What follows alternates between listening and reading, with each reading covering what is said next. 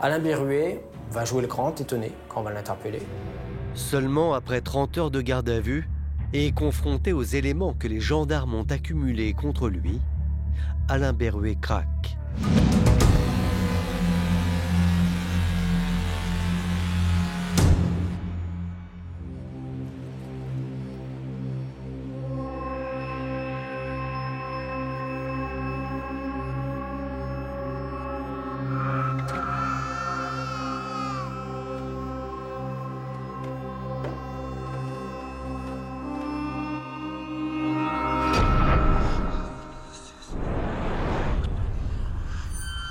Il entend des hurlements qu'il n'a pas l'habitude d'entendre.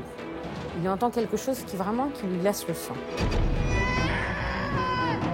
La jeune fille se trouve à l'étage, dans leur chambre, couchée, baignant dans le sang.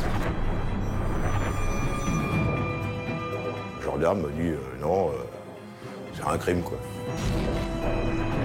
Jusqu'au dernier moment, il a osé imposer son aplomb. Ses mensonges, sa manipulation, c'est inconcevable. Le coupable, il nous présente ses excuses, là. Ses excuses qu'il est face au petit quand il s'en âge de comprendre, qu'il lui explique, là, ce qui est arrivé à sa mère, là. Voilà. Trop facile, ça. Tout commence dans la nuit du 7 au 8 avril 2012. Christian et Graziella Rousseau sont réveillés par la sonnerie glaçante du téléphone. Un appel qui va bouleverser leur vie. Aux alentours de 2h, 2h30 du matin, Alain appelle ma femme, en fait. Et Alan qui m'appelle, pas très compréhensible, juste Maëva, sang. J'ai entendu le numéro de Maëva, je me suis habillée direct, du coup je suis partie. Maëva, c'est leur unique fille. Elle a 22 ans. Elle vit en couple avec Alan. Ils habitent à Chéronce, dans le Val d'Oise, et ils ont un petit garçon de 13 mois. Lorsque Christian et Graziella arrivent sur place, leur inquiétude monte encore d'un cran. Je suis arrivée au domicile de Maëva et il y avait la police, et il y avait le SAMU. Je me suis dit, là, c'est grave, là.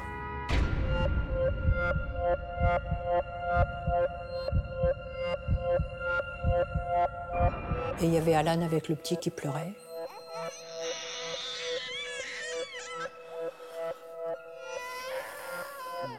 J'ai pris le petit dans mes bras, puis j'ai commencé à le bercer, puis me bercer aussi peut-être pour me rassurer.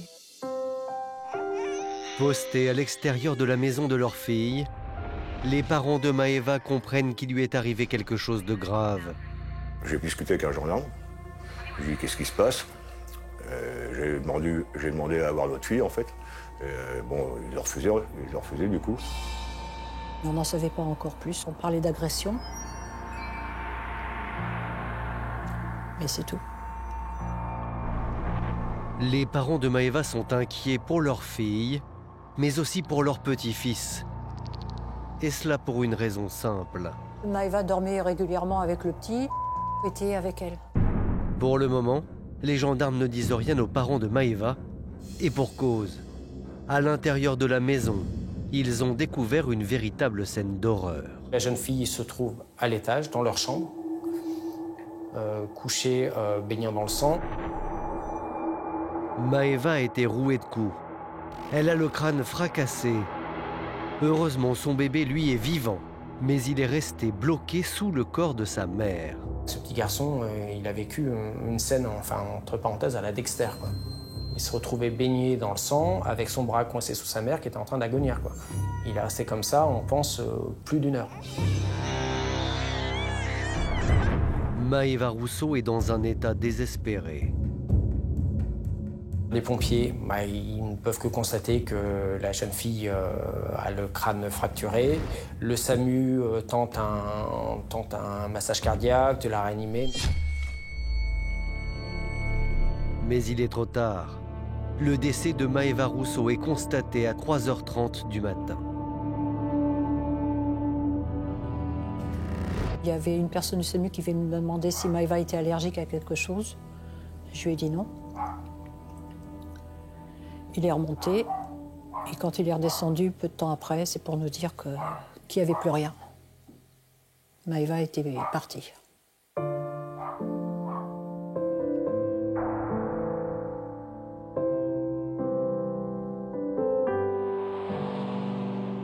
Pour les parents de Maëva, le monde s'écroule.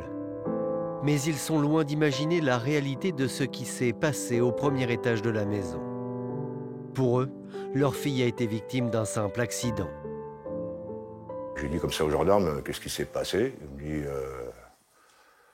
Je lui ai dit, ma fille, elle s'est pas tuée sur la moquette, quoi, en tombant dans sa chambre. Et la personne, le gendarme, me dit, non, c'est un crime, quoi. C'est incompréhensible, puisque on nous dit une chose et aussitôt après, on est lancé dans, on va dire, une chorégraphie policière. Et puis, vous n'avez pas le temps de penser. La machine judiciaire se met en route. Vous faites simplement ce qu'on vous dit. On se dit vivement qu'ils arrêtent les coupables. Voilà, quoi. Et ça, c'est un mauvais moment à passer, ça. Que s'est-il passé cette nuit-là, à Chérence, ce petit village pourtant si tranquille? Qui s'en est pris à Maëva et pourquoi? Une chose est sûre, la scène de crime révèle que le meurtre de la jeune femme a été d'une violence inouïe. Il y a du sang partout sur cette scène de crime.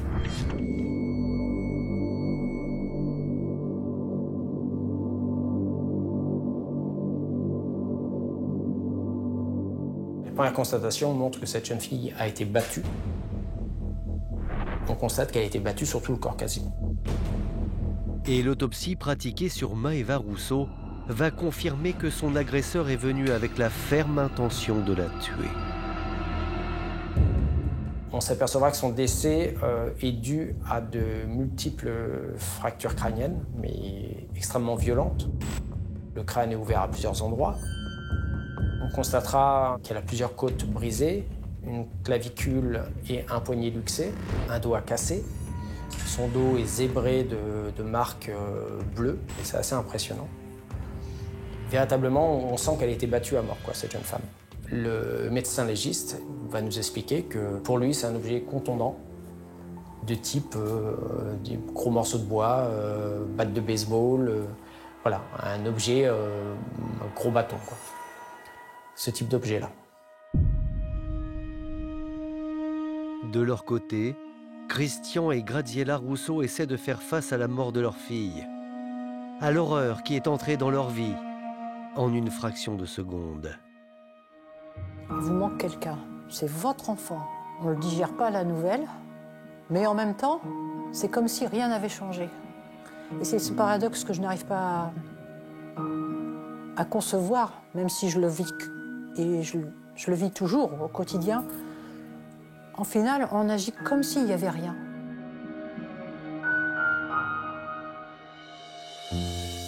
Employée dans un salon de beauté, Maëva rêvait d'ouvrir sa propre onglerie. Avec son compagnon Alan, elle devait déménager quelques jours plus tard pour accomplir son rêve, disait-elle. Elle me bluffait parce qu'elle en voulait et elle savait exactement ce qu'elle voulait. Elle était déterminée, volontaire et ça, c'est à 20 ans, il n'y en a pas beaucoup qui le sont. Ah mais... Maëva, c'était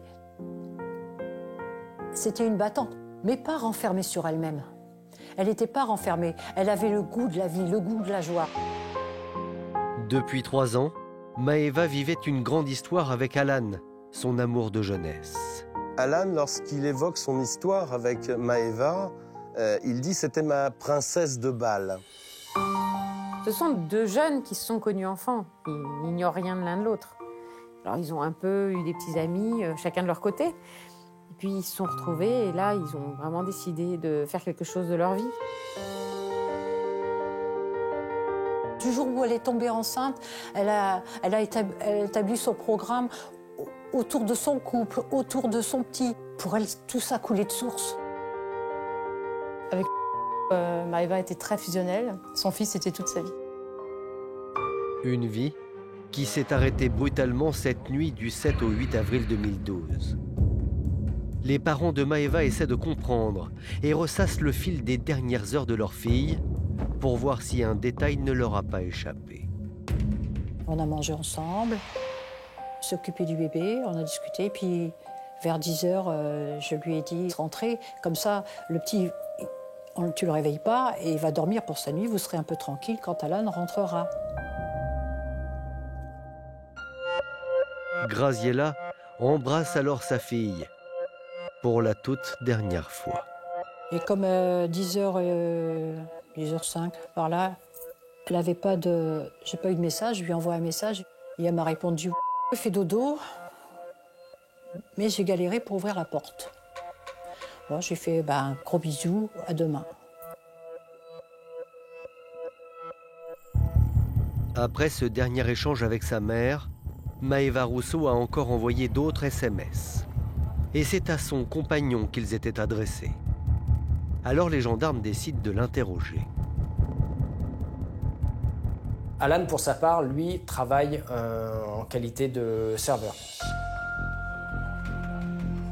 Et il va travailler toute la soirée à la ferme du Grand Chemin, qui est un restaurant. Il est censé finir sur les coups de minuit. Il échange quelques SMS avec Maëva, qui est restée à la maison. Alors, elle lui dit qu'elle veut se remettre au sport, qu'elle a pris des kilos, qu'elle n'arrive pas à enlever ses kilos de sa grossesse. Enfin bon, il lui répond qu'elle est belle, qu'il l'aime. Et puis, il dit à tout à l'heure. Voilà. La vie est normale et il s'attend à rentrer chez lui, à retrouver sa femme, son fils. À 23h18, Alan lui envoie un SMS. À partir de là, il ne répond plus. Donc lui, Alan pense qu'elle s'est endormie. Il n'a pas de nouvelles d'elle, mais pourtant il va lui renvoyer encore un SMS à minuit et demi en lui disant « écoute, je vais finir plus tard. Finalement, je ne vais pas rentrer tout de suite. Je ne vais pas rentrer avant 2-3 heures du matin. » Alan rentre chez lui à 2h30 du matin. Le trajet entre son lieu de travail et son domicile dure moins d'une dizaine de minutes. Et lorsqu'il arrive sur place, le jeune homme remarque un détail inhabituel. Il sait que Maëva n'aime pas être seule à la maison. Elle a peur. Et donc, elle laisse en général la télévision allumée, voire une lumière en bas. Et là, quand il gare sa voiture, il se rend compte déjà que la maison est dans le noir. Ça le surprend. Et alors qu'il s'approche de la maison, il entend son fils hurler. Il entend des hurlements qu'il n'a pas l'habitude d'entendre. Il entend quelque chose qui lui glace le sang. Là, immédiatement, il met la main sur la poignée et il se rend compte que la porte est ouverte. Et ça, c'est complètement anormal. La suite, les gendarmes la connaissent. Pourtant, un détail les intrigue particulièrement. C'est cette porte qui est déverrouillée. Pourquoi cette porte est ouverte? Pourquoi Maëva, d'après ce qu'on dit Alan, qui est une jeune fille peureuse, qui s'enferme normalement, pourquoi elle la laisse ouverte? Ça peut être parce qu'elle connaissait son assassin, peut-être que c'est elle qui a ouvert la porte, peut-être que c'est tout simplement un oubli de sa part, mais ça pose question. Et ce n'est pas le seul élément qui va troubler les enquêteurs. La maison n'a pas été fouillée. Mais la seule chose qui manque, c'est le sac à main de Maëva. Donc on ne comprend pas trop ce qui aurait pu motiver cette agression de la jeune fille. Qu'y avait-il dans le sac à main de Maëva? De l'argent? La jeune femme aurait-elle été sauvagement assassinée à cause de cela? Quelques jours après sa mort, ce sont les propriétaires d'un restaurant qui vont apporter la réponse. Il y a un endroit qui s'appelle le Moulin de Fourges qui va appeler les enquêteurs en disant « Écoutez, voilà, on a retrouvé un sac à main dans l'eau. Et ça nous semble bizarre, venez voir. »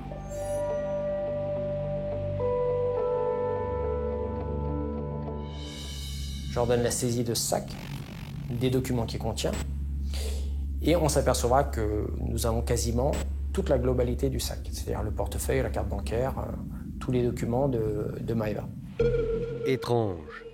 Non seulement il ne manque rien dans le sac de Maëva, Mais en plus, il a été retrouvé près d'un restaurant dans lequel Alan, son compagnon, travaille régulièrement. Alors, le jeune homme serait-il impliqué dans le meurtre de sa compagne? C'est son conjoint, c'est lui qui la découvre. Il faut quand même qu'on comprenne s'il a quelque chose à voir dans cette affaire, c'est le plus proche. C'est une piste tout à fait envisageable. D'autant que le jeune homme se livre à des petits trafics. Clairement, Alan est connu localement comme étant un petit revendeur de produits stupéfiants. Il a une vie un petit peu turbulente. Les gendarmes se demandent si le crime n'est pas le résultat d'un règlement de compte entre dealers. Et ils ne sont pas les seuls à penser que les petits trafics d'Alan sont peut-être à l'origine du meurtre de Maëva. Mais sur le coup, on en avait après Alan. Parce qu'on croyait que c'était une histoire de drogue. J'avais pas lieu de penser à autre chose. Il y avait rien qui m'aurait dirigé sur autre chose. Les enquêteurs prennent cette piste très au sérieux.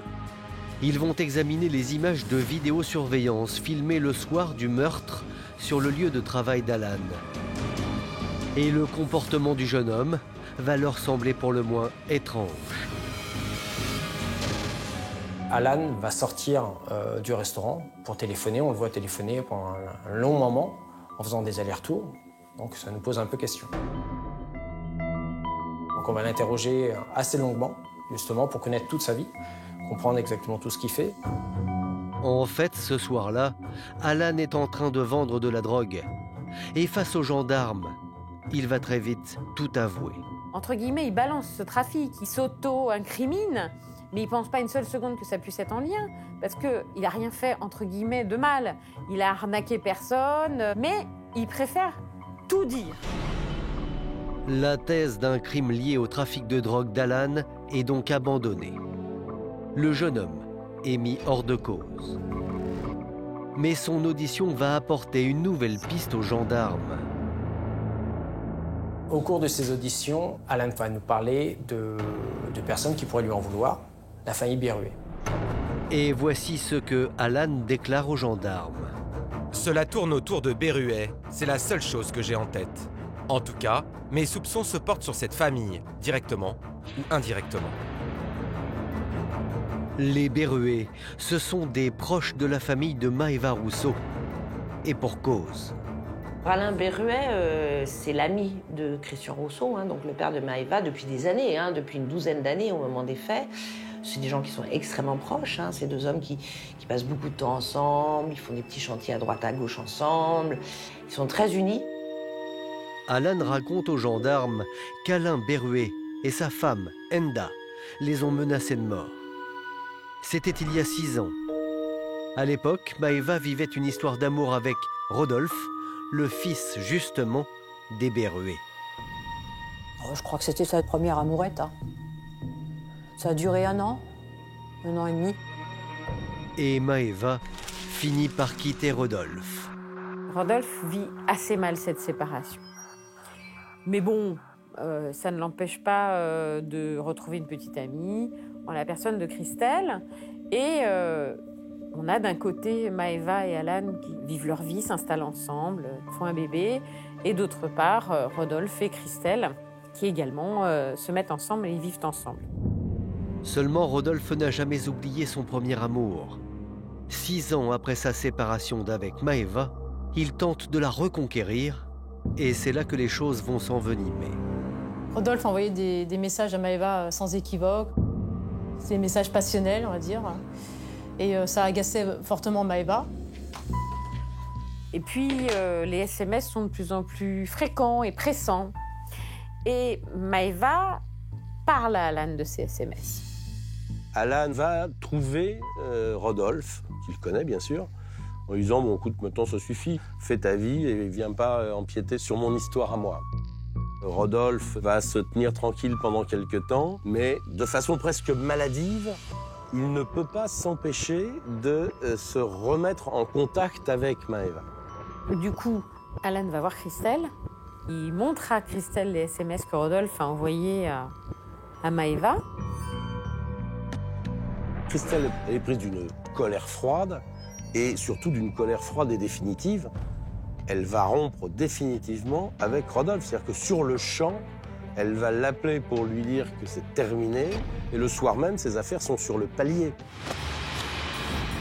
Rodolphe est alors furieux contre Alan et décide d'aller régler ses comptes avec lui. Très énervé, Rodolphe va prendre une bouteille de whisky. Il va monter dans sa voiture. C'est quelqu'un qui ne boit pas forcément.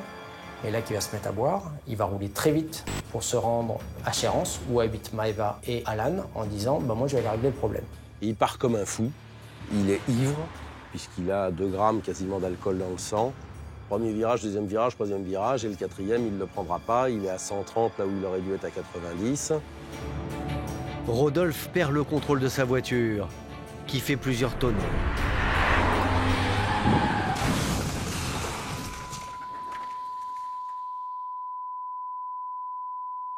Nous sommes alors le 27 août 2011, 8 mois avant la mort de Maëva Rousseau. Rodolphe Berruet, 24 ans, vient de perdre la vie. Ce drame va faire totalement basculer l'existence de ses parents, Alain et Enda. Le père de Maëva est alors aux côtés de son ami, Alain Berruet. Il n'acceptait pas le fait que ce soit un accident. Pour lui, c'était un acte criminel. Et combien de fois on a discuté de ça parce que quelque part, il rendait coupable à notre fille ainsi qu'Alan, quoi. Car pour Alain Berruet, Alan et Maëva sont à l'origine de la rupture de Rodolphe avec sa compagne, et donc responsables indirectement de l'accident de voiture qui a coûté la vie à leur fils. Ce qui était difficile pour elle, c'est qu'on la rendait responsable de la mort de Rodolphe. Elle me disait écoute, c'est quand même pas moi qui ai conduit la voiture, c'est quand même pas moi qui ai provoqué l'accident. Seulement les époux Berruet ne veulent rien savoir. Ils s'en prennent dès qu'ils le peuvent au jeune couple, Alan et Maëva.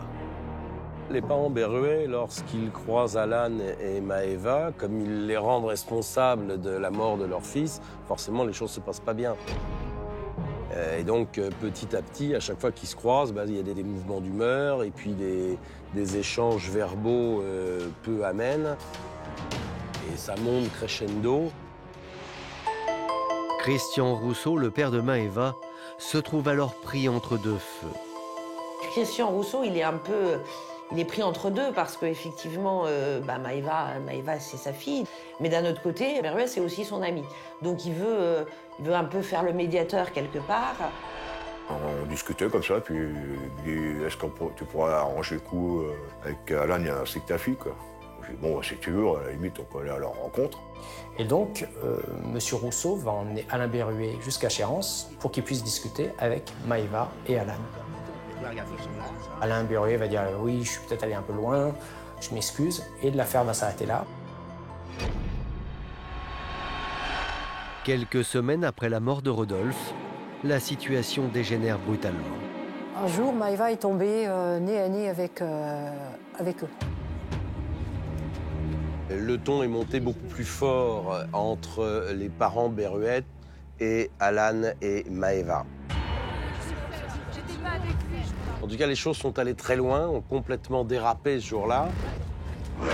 Le jeune couple se réfugie à l'intérieur de la voiture pendant que Enda tape des coups de pied ou des coups de poing sur le véhicule. Et la femme a sorti à Maëva « Vous allez souffrir autant qu'on souffre ». Maëva a pris peur, elle est venue ici avec... Et donc, moi, j'ai dit, tu me laisses... Tu vas tout de suite à la gendarmerie. Alan et Maëva vont déposer plainte à la gendarmerie pour menaces de mort. Des menaces de mort qui, maintenant que Maëva a été tuée, résonnent tragiquement. Donc cette histoire des Berruet, effectivement, ça fait un peu tilt. On est en avril 2012, les faits, les menaces de mort datent de novembre 2011. C'est une piste qu'on ne peut pas écarter. Ce sont des gens qui n'ont jamais fait parler d'eux, qui sont extrêmement posés. Lui, il est artisan, il est extrêmement connu dans la région, il est là depuis toujours.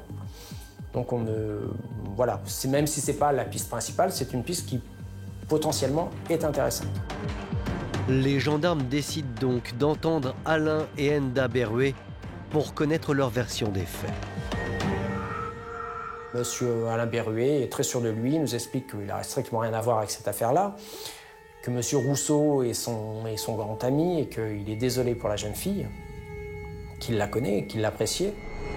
Voici ce qu'il déclare. Quelle relation entreteniez-vous avec Maëva Rousseau? C'est des relations de longue date. Quand elle était petite, je l'accompagnais à l'école avec mon fils. Elle m'expliquait comme une jeune fille, ses histoires, tous ses copains, ses trucs. C'était des bons rapports.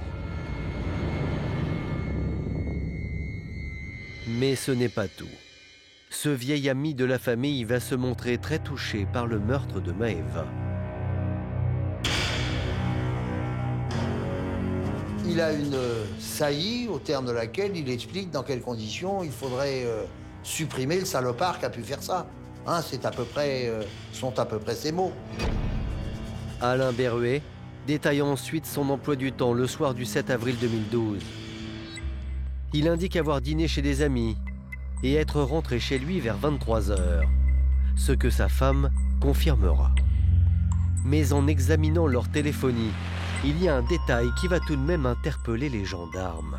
Alain Berruet comme Enda Berruet ont leur téléphone portable coupé la nuit. Alors on pourrait se dire, effectivement, ils ont coupé leur téléphone, c'est bizarre. Pourquoi ils l'ont coupé cette nuit? Sauf que lorsqu'on regarde leurs habitudes téléphoniques, leurs téléphones sont régulièrement coupés tous les soirs. Donc finalement, l'exploitation des téléphones de monsieur et madame Berruet n'apporte aucun élément à l'enquête. On n'a rien, aucune charge contre eux, donc on les laisse repartir à l'issue de leur audition. Pour autant, les enquêteurs ne referment pas cette piste.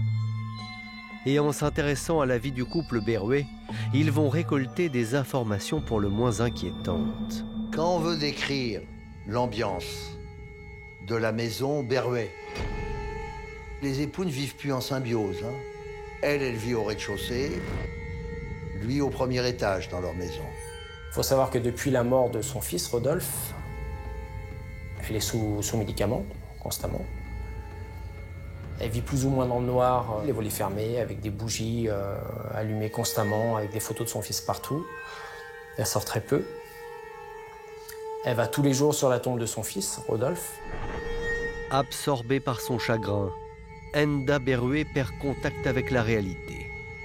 Elle va même jusqu'à imaginer que son fils est encore vivant. Elle va dire à son mari qu'elle entend son fils gratter. Gratter dans la tombe, qu'il n'est pas mort, qu'il faut le sortir de là parce qu'il n'est pas mort. Elle l'entend gratter et lui parler à travers la pierre tombale.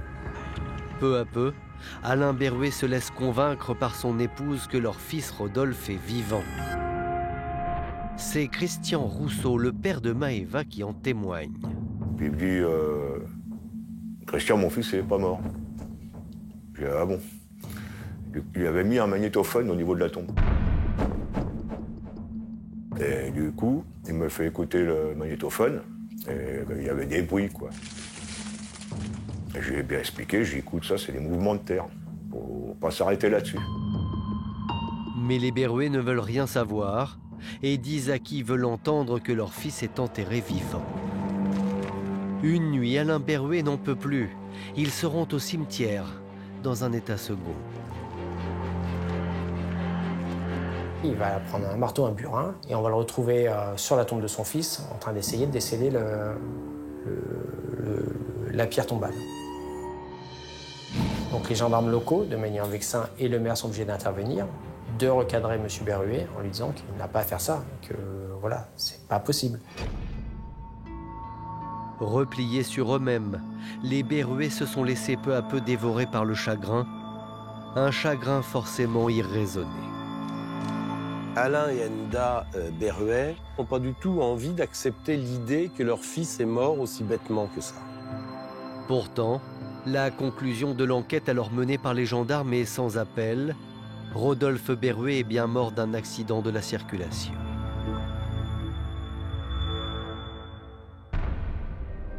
Les parents du jeune homme sont bien forcés de se résoudre à accepter l'atroce vérité. Dorénavant, leur obsession est de trouver des coupables et de les faire payer. Alors serait-il pour autant allé jusqu'à tuer Maëva par pure vengeance? La vérité ne va pas tarder à éclater. C'est par hasard que les gendarmes vont faire rebondir leur enquête. En effet, le couple Berruet est placé sur écoute téléphonique déjà depuis plusieurs semaines. Et c'est lors d'une conversation entre Enda et une amie à elle qu'un coupable va surgir. On est mi-juin, 2 mois après les faits. On a Enda Berruet qui est sur écoute, qui appelle une de ses amies et qui va lui dire « Écoute, la nuit des faits, je crois bien que Alain m'a ramené un sac. Je ne sais plus exactement, parce que j'étais un peu dans le coltard, mais je crois bien qu'Alain m'a ramené un sac. » Et tout de suite après ça, Alain passe un deuxième appel, toujours à cette amie, en lui disant « À mon avis, c'est Alain qui l'a tué. Il est mêlé à cette affaire. » Mais ce n'est pas tout. 2 témoignages viennent renforcer les soupçons qui pèsent sur Alain Berruet. Premier témoignage, c'est le témoignage d'un jeune médecin qui, dans la nuit du 7 au 8, vers 0h30, voit un homme au pied de la maison où le crime s'est déroulé. Un homme qui est en bottes de caoutchouc, qui a une paire de gants roses et qui est à côté d'une camionnette blanche. Et l'homme ne semble pas avoir la conscience tranquille parce qu'il se tourne au fur et à mesure que le jeune médecin progresse, comme s'il voulait éviter que le témoin le reconnaisse. La camionnette, décrite par ce témoin, ressemble de très près à celle que possède Alain Berruet. Et puis il y a un autre témoignage qui va être encore plus accablant pour le sexagénaire. Un jeune couple qui rentre d'une soirée, voit un vieux véhicule, passer devant eux, tout feu éteint, avec un homme hébété au volant. Le deuxième témoin nous dit « Si, moi je sais très bien qui c'est. C'est monsieur Alain Berruet. » Donc là, voilà, nous avons un témoignage qui nous place monsieur Berruet à proximité du domicile de la victime à minuit et demi, dans le bon créneau horaire. Le 27 juin 2012, Alain et Enda Berruet sont immédiatement interpellés et placés en garde à vue. L'homme a un mobile. Il a proféré des menaces de mort à Maëva ainsi qu'à son compagnon. Seulement les preuves contre lui sont encore minces. Les gendarmes vont tout de même essayer de le faire craquer. Alain Berruet va jouer le grand étonné quand on va l'interpeller. Il va nous expliquer qu'il n'a rien à voir avec cette affaire, qu'il est un ami proche de M. Rousseau. Et durant les premières 24 heures de sa garde à vue, il va rester sur cette position-là, qu'il n'a strictement rien à voir avec cette affaire-là, qu'il n'a rien fait, qu'il ne comprend pas ce qu'il fait là. Seulement après 30 heures de garde à vue, et confronté aux éléments que les gendarmes ont accumulés contre lui, Alain Berruet craque. Il va se mettre à pleurer, il va nous expliquer que c'est pas ce qu'il voulait. Qu'il n'était pas venu pour elle, mais il était venu pour Alain. Il va nous relater sa soirée, complètement. Alain Berruet va boire l'apéritif chez des amis. Un apéritif musclé où les verres s'enchaînent les uns derrière les autres. Et toute la soirée, ils ne vont parler que de Rodolphe. Il va pas mal boire et il va rentrer chez lui. Et là, il passe devant le cimetière et il a un accès de rage. Voici ce que Alain Berruet va déclarer. En roulant, la haine est montée d'un coup dans la tête. C'était en passant devant le cimetière et j'ai pleuré. Je suis rentré chez moi pour mettre les bottes et des gants. Car, comme l'avait indiqué l'un des témoins, Alain Berruet portait ce soir-là un drôle d'accoutrement, des bottes en plastique, ainsi que des gants de vaisselle. Et sa femme lui dit « Mais tu vas où ?» Et il lui dit « Tu sais bien où je vais. » Et là, il prend sa voiture, il va jusqu'à Chéronce, il se gare à côté du domicile de la victime. Alain Berruet veut aller régler ses comptes avec Alan et Maëva. Et voici ce qu'il déclare. Aviez-vous l'intention de tuer Alan en allant le voir chez lui? Non, pas du tout. Je voulais aller là-bas pour mettre les choses au point avec lui.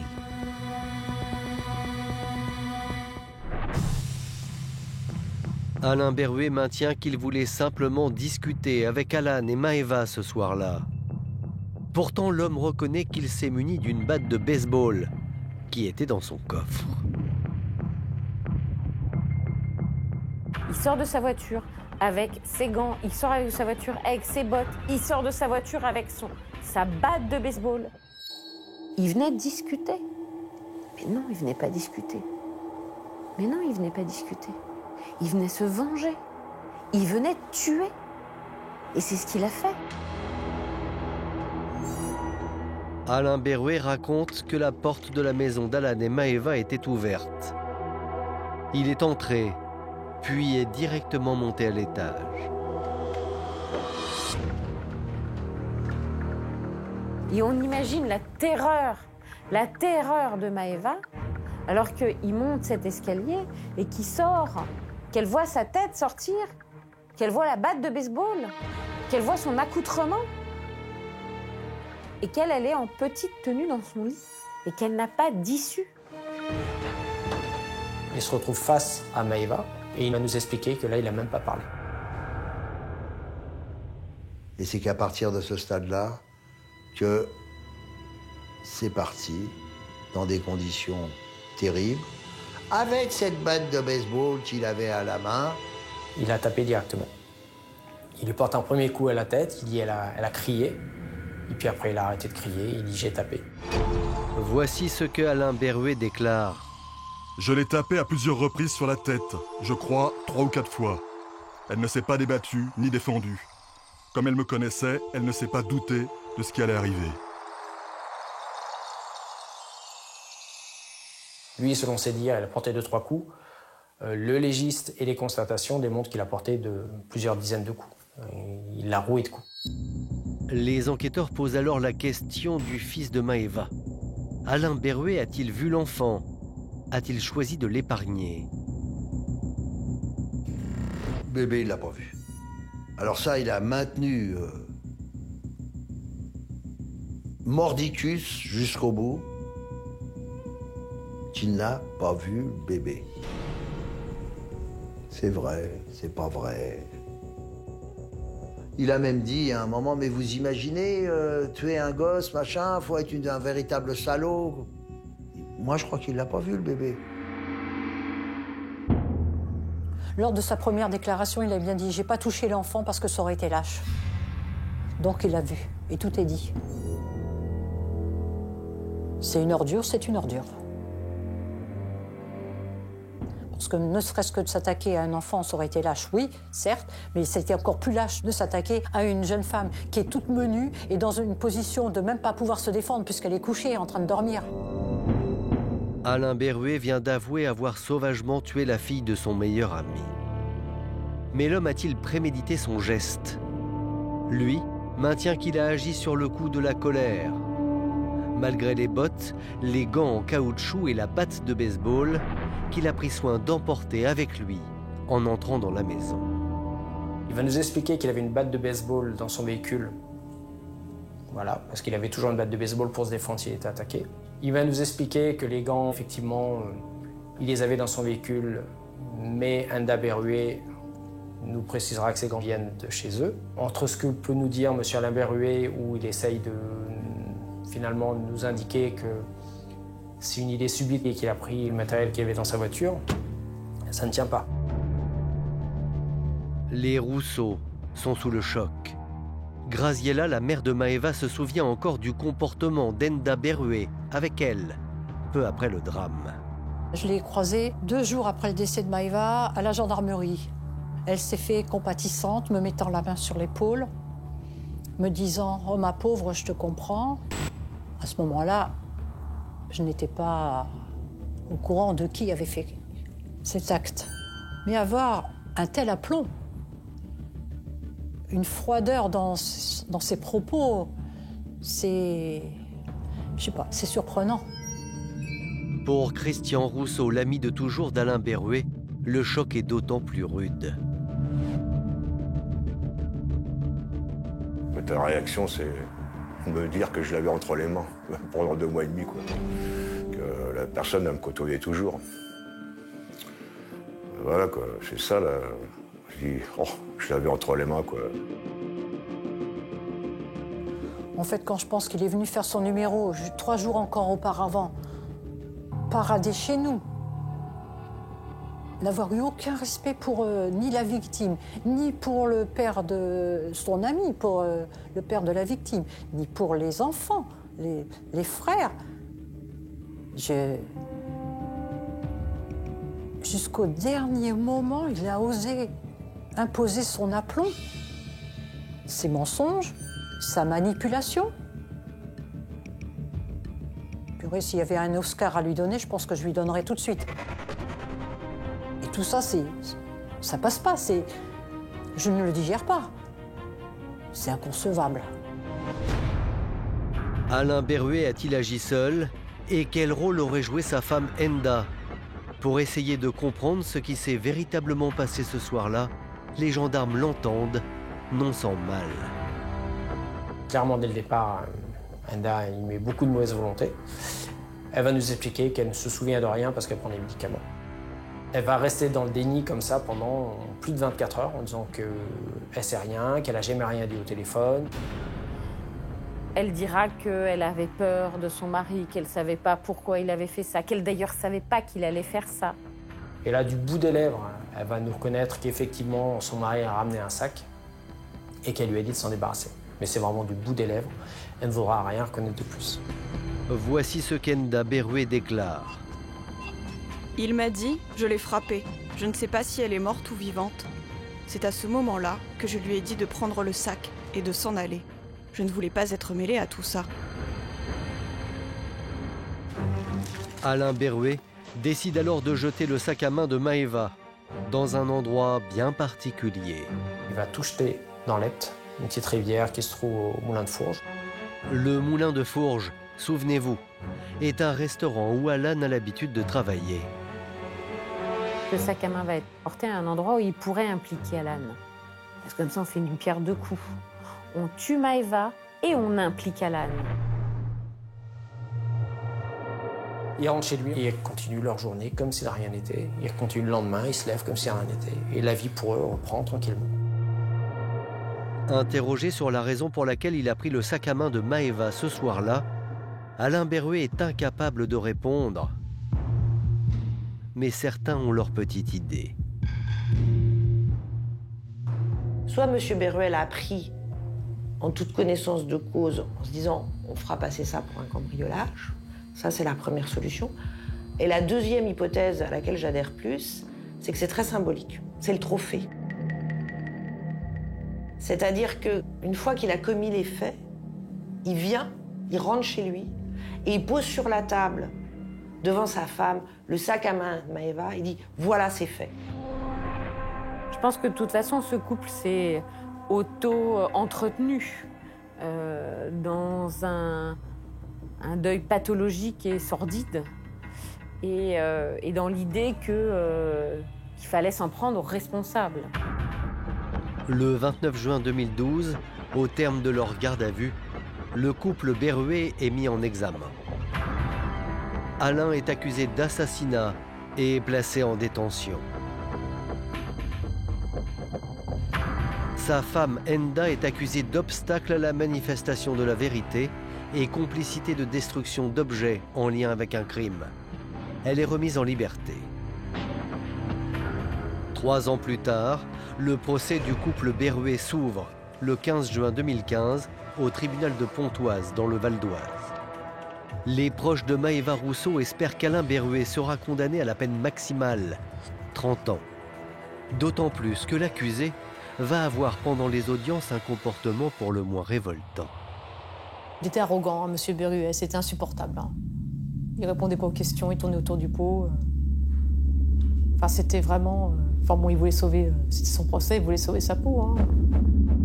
Infect, présomptueux, imbu de sa personne. Aucun respect pour nous.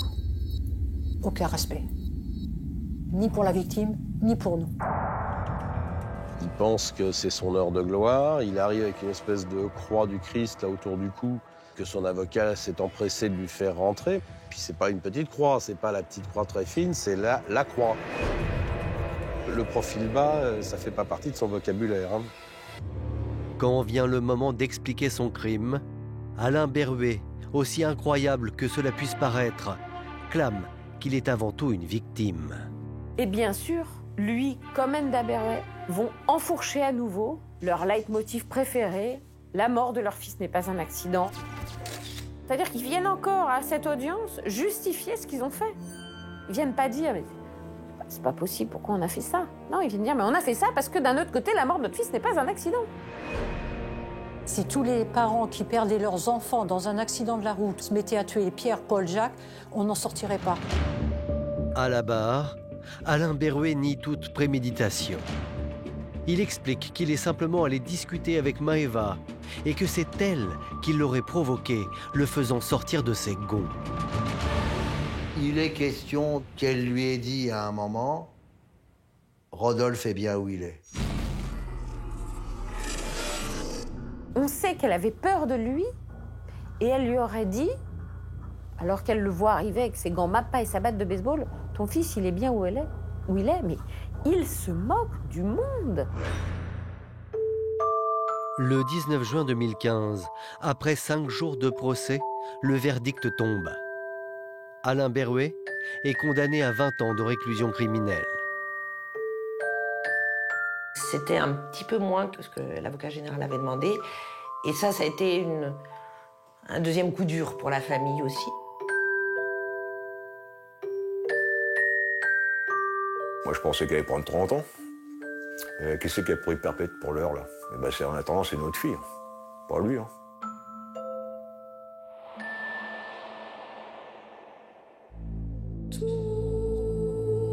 Enda Berruet a quant à elle été condamnée à 2 ans de prison avec sursis. Elle ressort libre de l'audience, libre de poursuivre sa vie en toute tranquillité, une tranquillité que les proches de Maëva, eux, ne parviennent pas à trouver. Quand vous voyez le petit, là, à 15 jours près, sa mère aurait pu le voir marcher. Le gamin, il va à l'école, même pas sa mère pour l'accompagner. Quand vous voyez comment vous avez été trahi et tout, pour ça, aujourd'hui, je veux plus entendre parler de ça, je veux oublier tout ça, quoi. Moi, j'ai besoin de parler de Maëva, de ce qu'elle ferait si elle voyait ça. Si elle faisait ci. De ce qu'elle aurait aimé faire. Si elle avait vu telle ou telle robe ou... Des petites choses toutes bêtes. Pour moi, Maëva, c'est mon héroïne.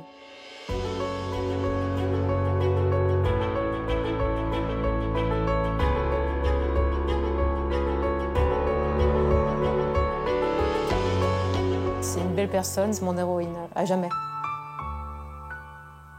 Voilà.